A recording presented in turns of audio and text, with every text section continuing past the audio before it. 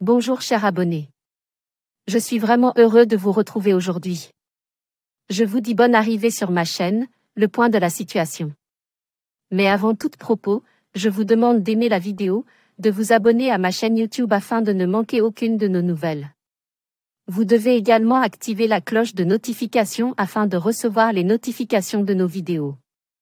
Je vous remercie de votre attention. Le point de la situation d'aujourd'hui sera sur un rêve que le Seigneur m'a donné au sujet de la Côte d'Ivoire. Pour ceux qui ne connaissent pas la Côte d'Ivoire, sachez que c'est un pays de l'Afrique de l'Ouest. Alors revenons sur notre prophétie. Je pouvais voir des soldats armés qui étaient entrés par là où le gouvernement actuel ne pouvait imaginer. Oui, moi je les voyais. C'est plus qu'imminente. Ils étaient là tapis dans l'ombre à l'attente du mot d'ordre afin d'exécuter leur mission. Et bizarrement, tout se passait bien à Abidjan. Et lorsque le mot d'ordre fut lancé, tout le monde était pris de panique.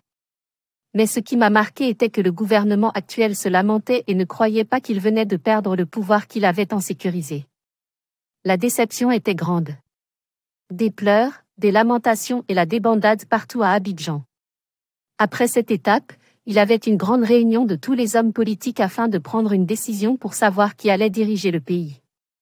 C'était une très grande réunion. Tout le peuple était aussi présent. Je rappelle avoir vu le président Gbagbo et certains hommes politiques. Et ce qui m'a le plus choqué, alors que je croyais que c'était le président Koudou Gbagbo qui allait être désigné comme président, ce fut un cataclysme. C'était le président Guillaume Soro qui était plutôt désigné président pour des raisons que je ne vous dirai pas ici. Mais le fait qu'il soit désigné président a été donné, mais je ne peux pas vous le dire pour sa sécurité. Mais moi, je n'étais pas du tout content de cette décision, mais c'était ce que Dieu avait voulu. Donc je vous dis Ivoiriens, vous verrez Monsieur Soro être président de la Côte d'Ivoire.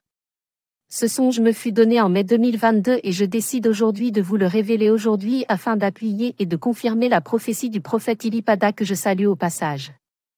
Je ne le connais ni d'Adam ni d'Ève, mais le Seigneur se révèle toujours à ceux qui sont ses amis.